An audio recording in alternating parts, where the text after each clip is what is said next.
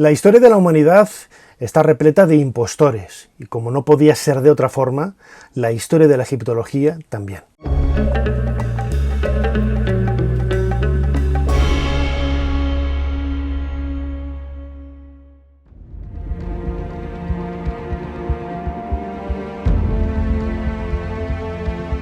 Podríamos llenar horas y horas y horas con muchos de los bulos, ¿no?, que hay en las últimas décadas gracias a Internet corriendo de aquí para allá, ¿no? Muchos de ellos han ido cayendo por la facilidad que tiene, por ejemplo, el acceso a fuentes primarias, a fuentes que en los años 70 y 80 algunos investigadores como Eric von Däniken o Zacharias Sitchin aportaban, ¿no? Y luego te has dado cuenta que al ir a esas fuentes, que las puedes acceder a ellas a través de Internet sin necesidad de estar viajando a una biblioteca en otra ciudad o en otra capital, en otro país, bueno, pues todo eso se va desmenuzando y va cayendo, ¿no? Si yo tuviera que elegir algunos de los ejemplos, me quedaría el primero de ellos quizás con la vida de Richard Adamson. Durante mi infancia yo crecí leyendo las historias de Richard Adamson, este militar que había trabajado para el equipo de Howard Carter, cuidando la tumba, ¿no?, por las noches, ¿no? Decía que Carter le había proporcionado un gramófono con el cual pues escuchaba, ¿no?, y pasaba las horas de la noche escuchando en el interior de la tumba de Tutankamón discos de pizarra, de ópera que le dejaba Carter, y así custodiaba y vigilaba el yacimiento. Esta aventura, que yo incluso llegué a colocar en una de mis novelas, ¿no?, hace muchos años, en La tumba perdida, luego claro, descubrimos que no tenía nada que ver con la realidad y que era todo pura fantasía. Richard Adamson empieza a contar esta historia a mediados de los años 60, cuando ya no quedaba prácticamente nadie de los testigos directos del descubrimiento de la tumba de Tutankamón. Hall muere en el 69, creo, Alan Gardiner en el 63, y no quedaba nadie, pero su historia caló. Su historia caló, incluso fue recibido por la reina de Inglaterra como el último testigo vivo del descubrimiento de la tumba de Tutankamón. Él falleció, creo que en los años 80, ¿no?, en el año 1982. Bueno, pues hace pocos años, Chris Ogilvie-Herald publicó una investigación en donde desmontaba toda la historia de Richard Adamson. Richard Adamson, en efecto, era militar, estuvo buscando en los listados del ejército británico cuál había sido su puesto, dónde había estado destinado, etc., y jamás había estado en Egipto, en la década de 1920. Esto confirmaba ya algunas sospechas, ¿no?, porque se sabía que Richard Adamson no era mencionado ni en los libros de Carter, ni en los diarios, ni en las cartas. Nadie parecía conocerlo, no aparecía en ninguna de las fotografías, ni siquiera con las visitas esporádicas, ¿no?, de mucha gente al respecto. No aparecía por ninguna parte. Era toda una invención del propio Adamson, quien quizás para buscar su fama se inventó, creó esta historia. Cuando él murió, su único legado era un maletín con fotografías, con recortes de prensa a partir de los años 60. No había absolutamente nada anterior a esa fecha que demostrara la realidad, ¿no?, de ese trabajo que había desempeñado en la tumba de Tutankamón. Algo parecido sucedió con Hussein Abdel Rasul, el famoso niño aguador de la tumba de Tutankamón, a quien se le achaca el descubrimiento de la tumba. Aquí tenemos que cambiar un poco las tornas, ¿no?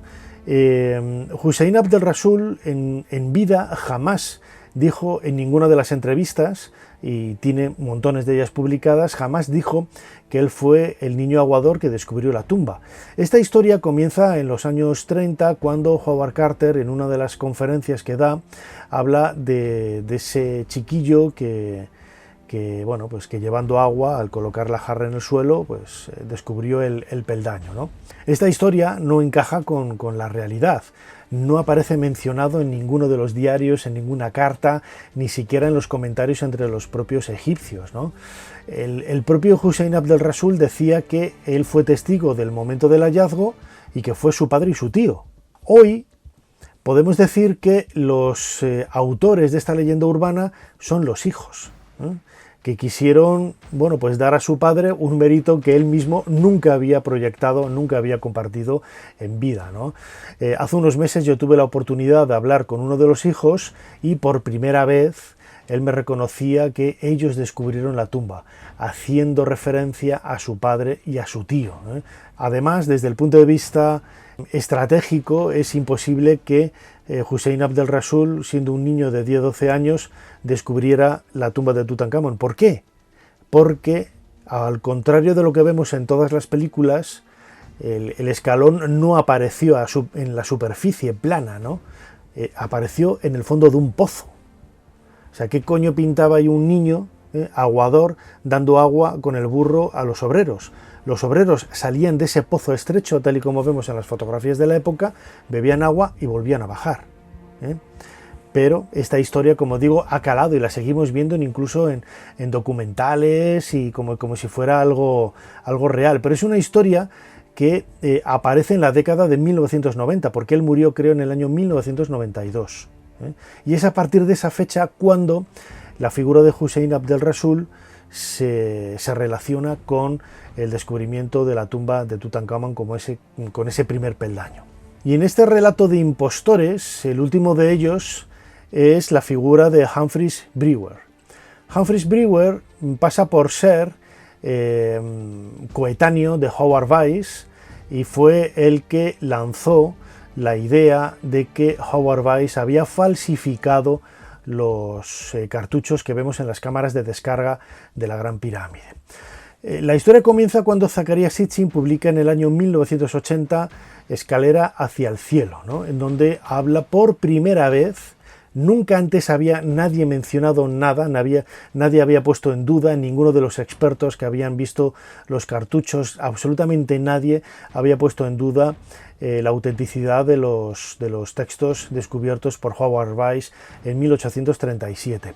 Él es el primero y a colación de la publicación de este libro recibe una carta de un tal Walter M. Allen que dice que su bisabuelo, que había sido coetáneo de Howard Weiss, ya les había dicho a su familia, conservaba las cartas que había escrito desde Egipto, diciendo que Weiss había falsificado las inscripciones, los grafitos, ¿no?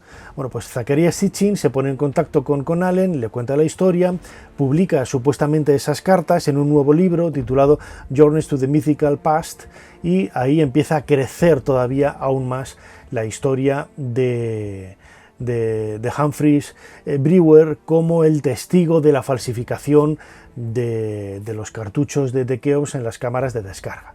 Pero, ¿qué es lo que sucede? Cuando vas a la fuente, cuando empieces a investigar, te das cuenta de que es todo absolutamente falso. ¿Por qué Walter Allen habló de las cartas de esta familia? Pues no lo sabemos, pero cuando se le pidieron las cartas nunca pudo darlas, y lo que él dio era una transcripción escrita a mano por él mismo, y no en el lenguaje del siglo XIX, de 1837, sino en lenguaje moderno. Pero si vamos aún más allá, yo os recomiendo desde aquí un par de libros, ¿no? The Strange Journey of Humphreys Brewer, publicado por Martin Stower y Jan Coburn, en donde explican con todo detalle cómo se pergeñó esta leyenda urbana que hoy sigue todavía calando entre muchas personas, ¿no? Que dicen que está demostrado y hay testigos que Humphreys Brewer fue el que vio cómo falsificaban esto.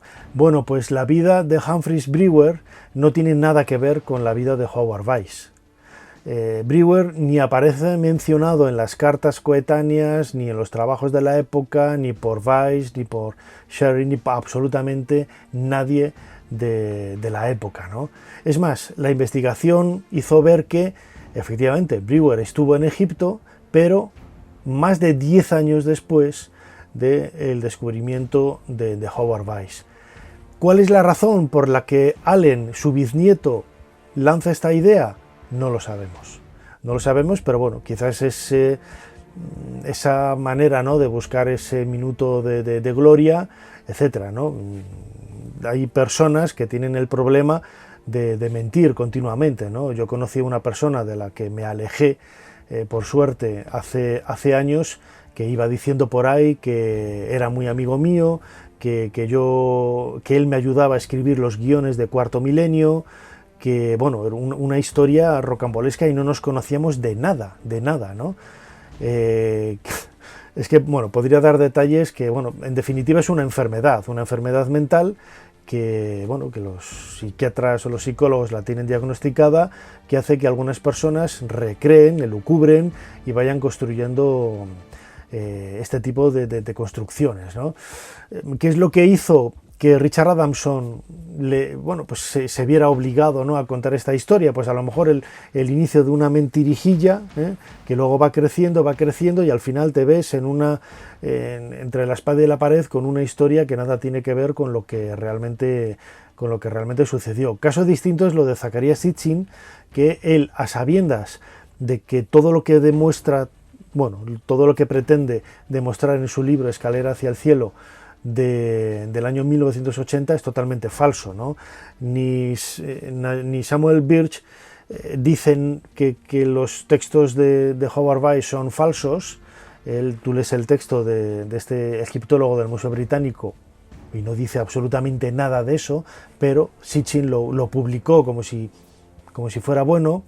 Ni este testimonio de Allen tiene ningún viso de ser real, y se cae todo bueno, como si fuera un castillo de arena, ¿no? Diciendo que ahí no ponía Jufu, que ponía otra cosa. Sitchin no conoce absolutamente nada de la escritura jeroglífica. Es alucinante, pero bueno, es uno de esos elementos que en esa nueva religión que existe ahora, pues da igual lo que se diga, da igual lo que se argumente, da igual las pruebas que tú presentes, que no, se sigue pensando que los textos de Howard Weiss son falsos.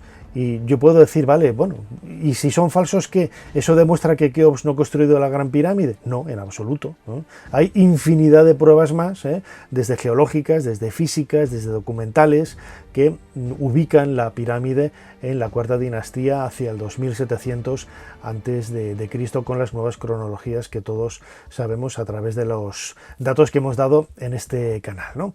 Bueno, me podría tirar aquí con muchas leyendas urbanas e impostores, ¿no? Es un vídeo que quería hacer una recopilación, algunas de ellas ya lo hemos comentado en detalle en otros vídeos, pero bueno, pues quería aportar más información al respecto.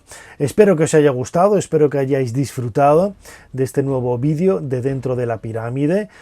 Suscribíos al canal si no lo habéis hecho ya, compartidlo en las redes sociales y nos seguimos viendo dentro de 7 días aquí a las 8 de la tarde, como hacemos siempre, hora de Madrid, Dentro de la Pirámide. Hasta dentro de poco, hasta entonces, hasta luego.